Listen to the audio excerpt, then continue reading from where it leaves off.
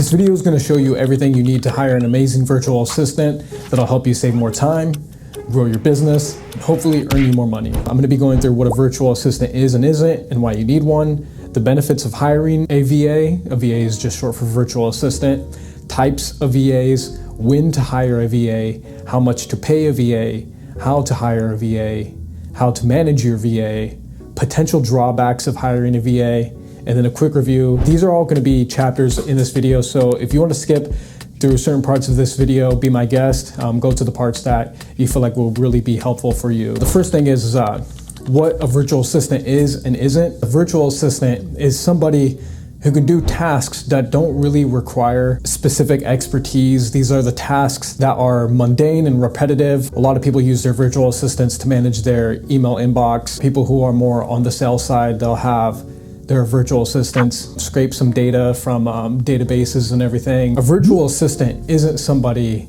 that can do everything for you. It isn't a person that you can offload tasks that require specific expertise that you would hire a lawyer for or an accountant.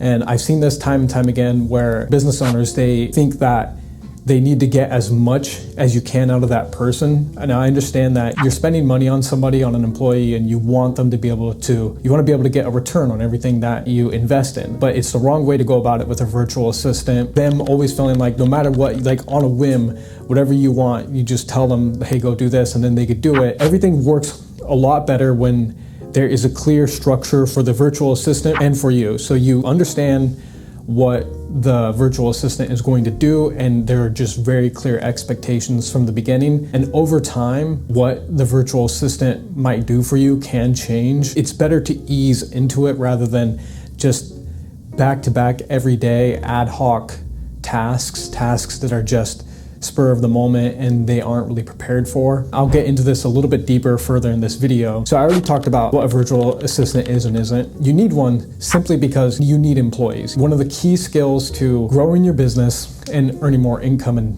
not killing yourself with an absurd amount of work is being able to delegate. In tandem with that is being able to build out systems. So SOPs, which are standard operating procedures. And these are just the key tasks that you do to get results, the results that you're getting. In my experience, the first things that I started to delegate were prospecting and sales side of everything. The primary benefits of hiring a VA is it is the stepping stone to the expansion of your business. It is the beginning where you are actually starting to understand the employer-employee relationship.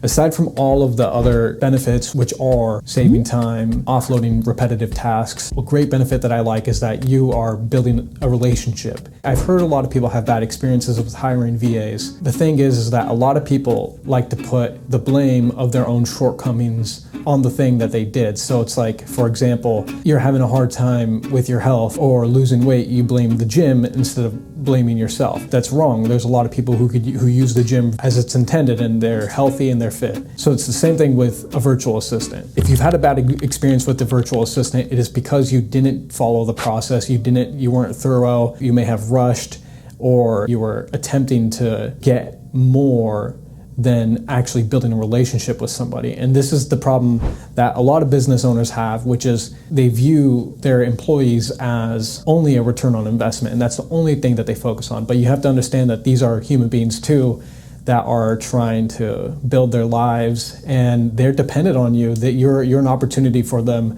to grow and to learn. One of the benefits of hiring a VA is that you really get to start building. I've had friends who hired VAs, and it just started out with them just doing simple tasks like checking the inbox and everything, some of the mundane tasks that really aren't that critical and require much expertise. And these are virtual assistants from the Philippines. They would move up from doing those really basic tasks to becoming project manager, to becoming a manager, managing other team members, even team members that are from the United States. And so you would have somebody from the Philippines who would have otherwise been stuck working in the Philippines for a lower wage without having access to upward mobility and being able to become a manager and That was a phenomenal opportunity for this gal in particular. It was a gal from the Philippines. This is the key benefit, is that you really get to grow with people. You get to, if you do everything properly and you follow the steps in the rest of this video, you will be able to build a relationship with somebody that could end up really changing your life. And that's the whole point. We're here to change each other's lives. We're here to change the lives of our employees, and our employees are here to change our lives. We are growing. And when you are able to find that person that is an A player, they connect with you, they share your same values, and therefore they connect with your business and they value your business. This section, I'm going to talk about the types of VAs. There are many different types of VAs. Like I just said a moment ago, you can move out of a virtual assistant position to something like a project manager. You could find, there's stories of assistants being go-getters with a company, and when you start to get comfortable with your virtual assistant and they start to get comfortable with you and they really care about your business, they're going to start looking at your business the way that you're looking at it, and they're going to say, oh, they're going to notice, oh, this is a problem. This is causing a hard time for you. This is making it hard for the business. The business is struggling here.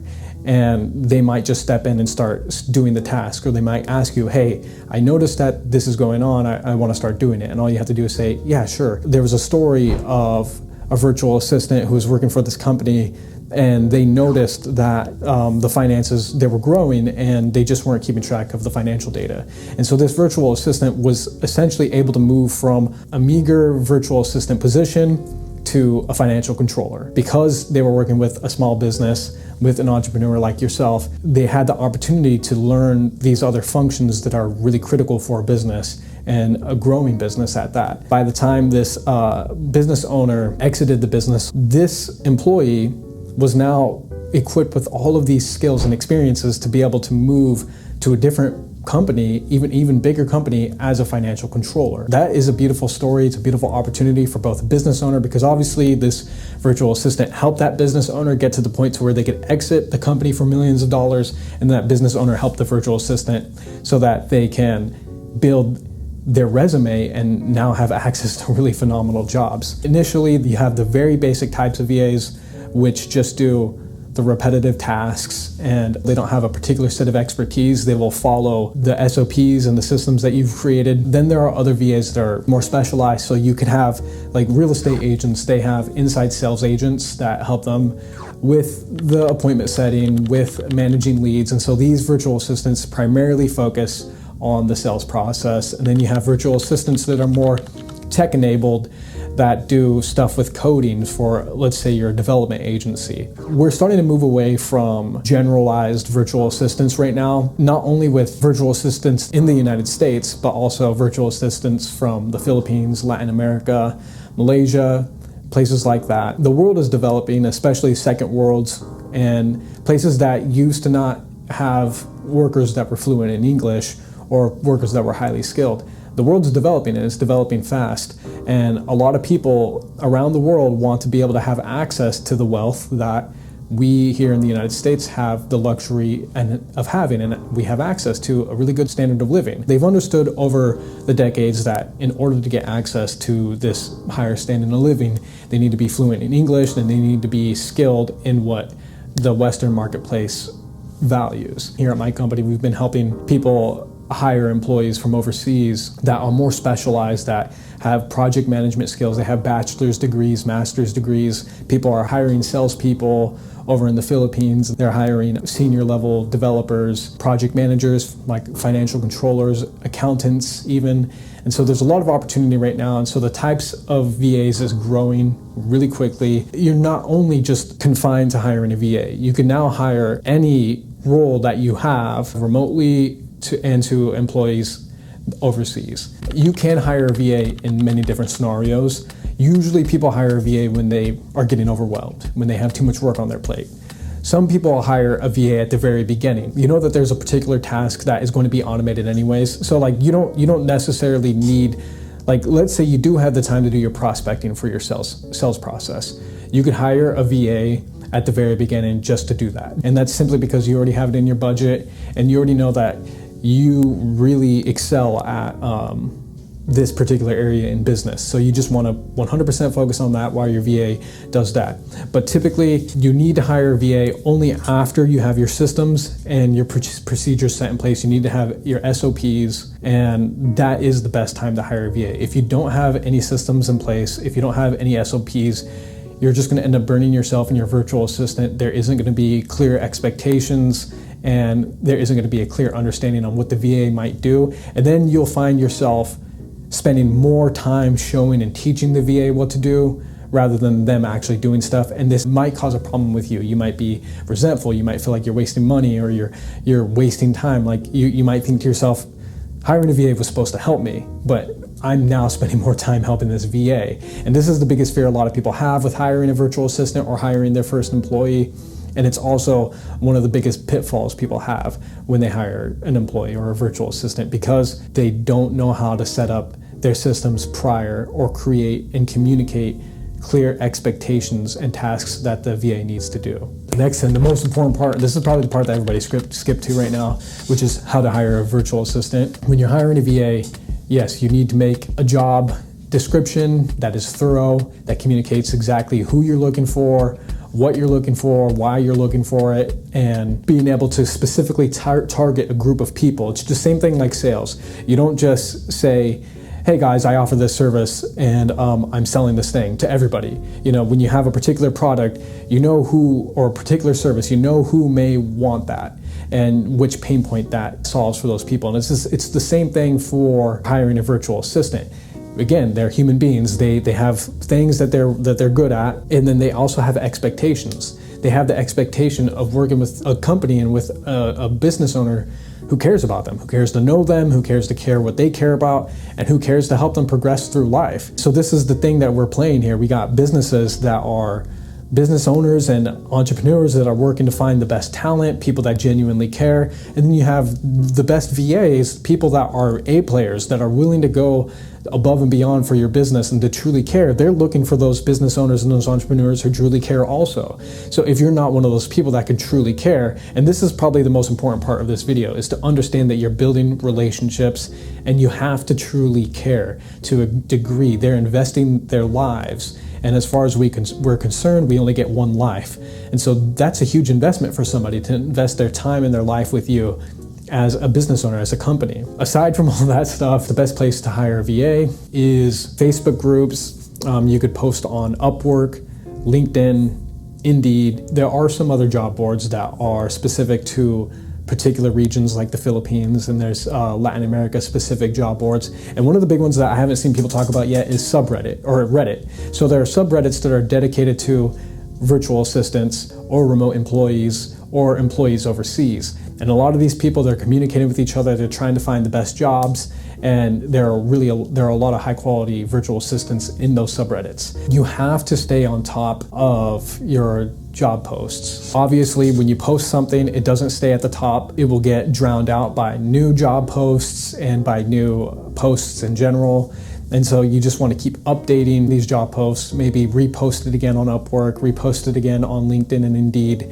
And you have to do this probably weekly. It makes more sense to do this daily. So again, this is one of the hardest parts about hiring a virtual assistant or hiring in general. It could take a long time. If you've ever hired before, and if you've done it properly, you understand you could spend at least 5 to 6 hours every day. It could take up an entire week. It could even take up an entire month to truly be present and invested in finding the right candidate and then interviewing the candidates and testing them. The next thing is you need to be able to test your virtual assistants. Having some sort of thing in the job description that just shows that they've read and comprehended the job post. One of the things that I used to do, I like to ask fun questions to get people to kind of just engage with the job post and everything. I don't like resumes. What I would do is I would purposely say, do not include your resume.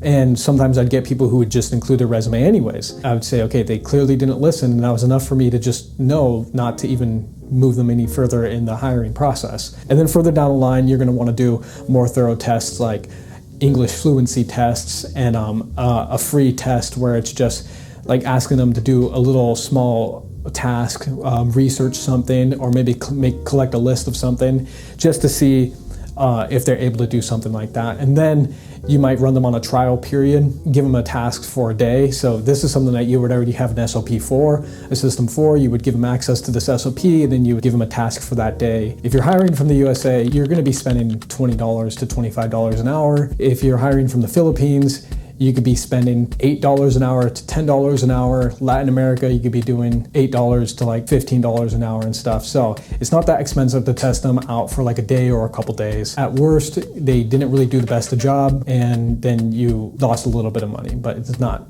that big a deal. It's like $30 or $50. You definitely shouldn't hire a VA if losing $50 is too much for you. It's best to have some sort of system with Excel. You could use Notion, Airtable. It doesn't matter as long as you're keeping track of these candidates in a nice, clear way where you know what process that they're in and then what questions they've answered and everything, just so you could have a quick overview of everybody that you're going through the hiring process with. The most important thing in hiring anybody, including a VA, is finding, and this is where sometimes when you are an employee, you might feel bad about this, but you're trying to find a reason not to even jump on a call with a person. You're trying to find a reason to not even have an interview with a person because you just don't want to waste your time, nor do you want to waste their time. And those people that are applying for jobs that aren't paying attention to their job board, they are wasting their time.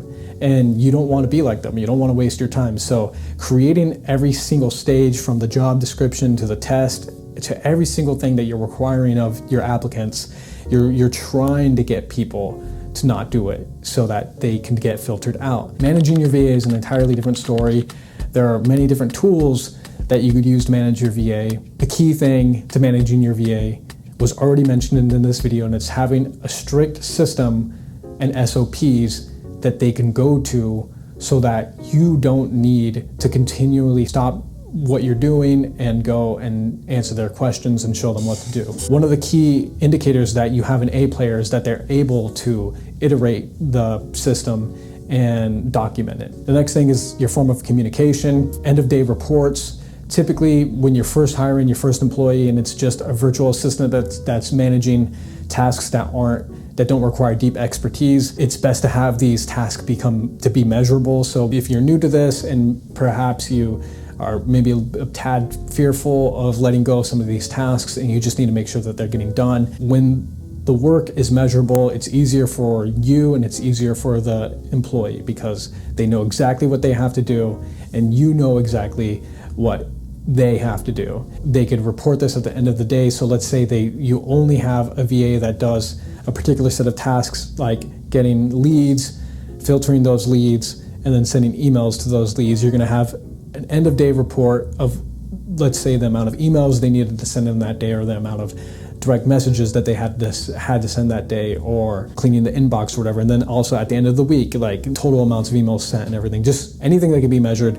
At the end of the day, at the end of the week, they could report it on a Google Sheet somewhere where you could verify it every day or once a week. Additionally, one of the best things is to have a place where you can communicate, whether that's Slack, via phone or email. I don't recommend using your phone or email. It could get really cluttered really quickly, especially as you grow your business. It's going to need to be a centralized hub of communication. The next thing is routine meetups. Whether you're meeting up once a week or twice a week, I recommend meeting twice a week, doing a quick review and a rundown of what your VA has done. You need to be able to do performance reviews and to be genuine about it and to help them grow until you get to a point to where you realize no matter what you say, no matter what you do, it's not going to help them grow. It just won't work.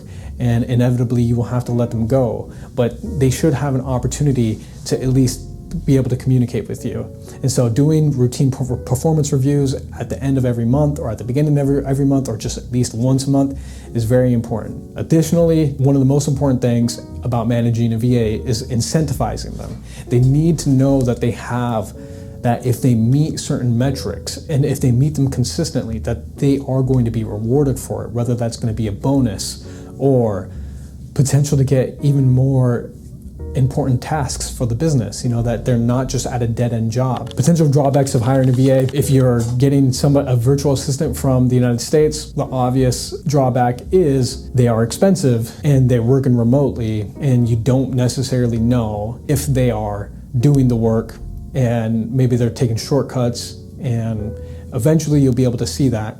Some of the other drawbacks of hiring virtual assistants or employees overseas from the Philippines and Latin America is clearly English fluency. Perhaps the internet that they have is not as good, or the internet provider that they have goes down frequently. So we, over here at Kenrick Company, we work with virtual assistants a lot, and that's our primary function, is placing virtual assistants for people. The things that we do when it comes to internet, we eat up the cost of their internet provider. So they already have an internet provider, most likely, otherwise they wouldn't be able to apply for a job. So we pay for the additional internet provider, which is probably somewhere around like $10, $15 a month. It could be $20 a month, but it's worth it to us. $20 a month to make sure that our virtual assistant or our overseas employee is able to work for us. It's just part of the cost. Next thing that we also do is that we pay for their health benefits, which again, they could get a good, decent healthcare plan for around $20 to $30 a month in the Philippines specifically. Same with other places like Latin America. And so the thing that we do to make sure that our virtual assistants and our overseas employees know that we really care about them is that we give them benefits packages. We're not just some scummy company that's just trying to take as much as we can from them. We're trying to build with them, because you never know that these employees can end up moving to the United States. They can end up coming into the office physically. They can help you grow your business. And because over that time, you've developed a relationship of trust, and you know that this person knows you. They know the way you work. They understand your business. And as the business is growing, you want the people who understand you and your business to handle more of the important functions in the business, rather than just another random person that you have to spend a long time to find in the sea of all these people. So these relationships at the beginning, they may seem a little bit thin because they're remote, but a remote relationship could very quickly turn into a real physical, strong, trusting relationship, which is what you want. If you don't have that in mind, if you're not anticipating building a really strong relationship with these people, you already failed. And so those are some of the potential drawbacks. So the biggest one is the English, but you test for that, and the English fluency is skyrocketing across the world. There is the potential to not really care about your business, but you understand how to circumvent that by being very clear in the opportunities that they have with your business, and that you actually care about their growth and their development as a person and as a worker. Those are really the only potential drawbacks. The other one is that just it's another human being. You guys have to be able to communicate together and be able to work together. And so that's the biggest one. If you do find that maybe this is something that you don't have a lot of time to devote to, but you do know that you need to start delegating and you want to start delegating, reach out to me via the link below, or you can check out the link in my bio. I'd be happy to jump on a call with you, give you some guidance. Maybe there are other tools out there that you could use to make the process a lot simpler for you. But if you'd like to work with somebody, just go ahead and reach out to me. If you like this kind of content and you want to learn more, hit the subscribe button, leave a comment on your experiences with hiring a virtual assistant, and happy building. Take care.